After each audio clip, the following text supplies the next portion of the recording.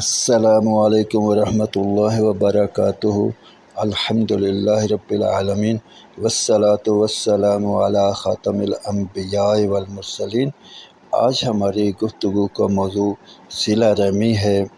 تعالیٰ جل شانہ سورۃ النساء آیت نمبر 36 میں ارشاد فرماتے ہیں، اور تم سب اللہ تعالیٰ جل شانہ کی عبادت کرو اور اس کے ساتھ کسی چیز کو شریک نہ کرو، اور ماں باپ کے ساتھ نیک برتاؤ کرو، اور قرابت داروں کے ساتھ بھی، اور یتیموں کے ساتھ بھی، اور مساکین کے ساتھ بھی، اور قریب کے پڑوسی کے ساتھ بھی، اور دور کے پڑوسی کے ساتھ بھی، اور پاس بیٹھنے والے کے ساتھ بھی۔ اس سے مراد وہ شخص ہے جو روز کا آنے جانے والا اور ساتھ اٹھنے بیٹھنے والا ہو، اور مسافر کے ساتھ بھی، اور ان غلاموں کے ساتھ بھی جو تمہارے قبضہ میں حسن سلوک سے پیش آؤ۔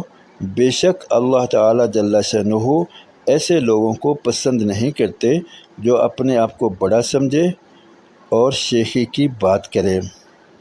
تفسیر کشف الرحمن میں اس موقع پر لکھا ہے کہ قریب کے پڑوسی سے مراد وہ پڑوسی جو پڑوس میں رہتا ہو اور اس سے رشتہ داری بھی ہو، اور دور کے پڑوسی سے مراد وہ پڑوسی ہے جس سے رشتہ داری نہ ہو۔ دوسرا مطلب یہ بھی ہو سکتا ہے کہ قریب کے پڑوسی سے مراد وہ پڑوسی جس کا دروازہ اپنے دروازے کے قریب ہو، اور دور کا پڑوسی وہ ہے جس کا دروازہ دور ہو۔ مسافر سے مراد رفیق سفر، مسافر مہمان یا ضرورت مند مسافر ہے۔ سورہ نحل آیت نمبر 90 میں رب تعالیٰ جل شانہ کا ارشاد ہے، اللہ تعالیٰ جل شانہ انصاف کا اور بھلائی کا اور قرابت داروں کے ساتھ اچھا سلوک کرنے کا حکم دیتے ہیں، اور بے حیائی اور بری بات اور ظلم سے منع کرتے ہیں۔ تم لوگوں کو اللہ تعالیٰ جل شانہ اس لیے نصیحت کرتے ہیں تاکہ تم نصیحت قبول کرو۔ ان آیات مبارکہ کے علاوہ احادیث میں بھی اس موضوع پر بہت کچھ آیا ہے۔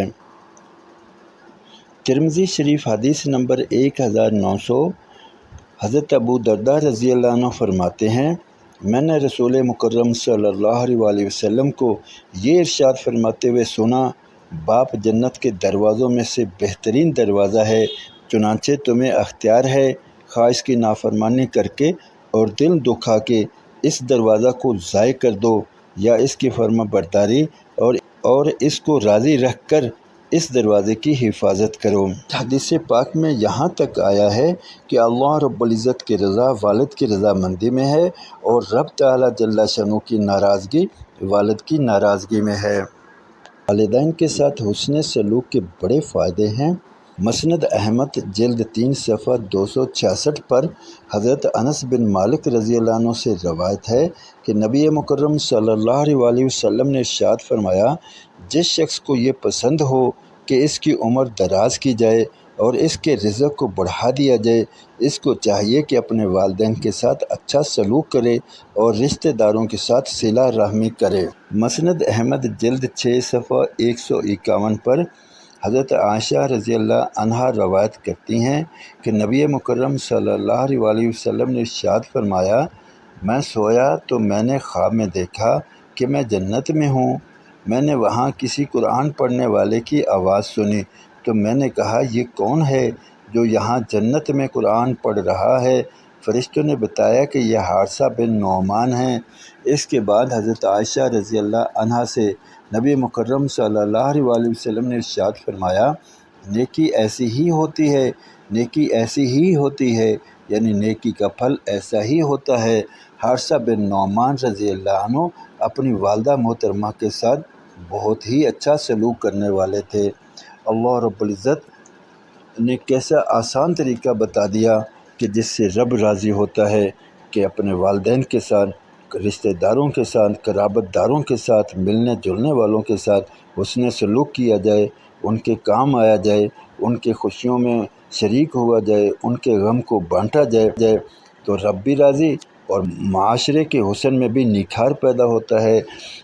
گزارش ہے کہ ان باتوں کو اپنے دوست احباب عزیز و اقارب تک پہنچائیں، انہیں بھی صلہ رحمی کے باب میں آگے بڑھنے والا بنائیں تاکہ ہر ایک دوسروں کی خوشی کا باعث بن رہا ہو۔ اللہ رب العزت مجھے، آپ کو اور ہم سب کو عمل کی توفیق عطا فرمائے۔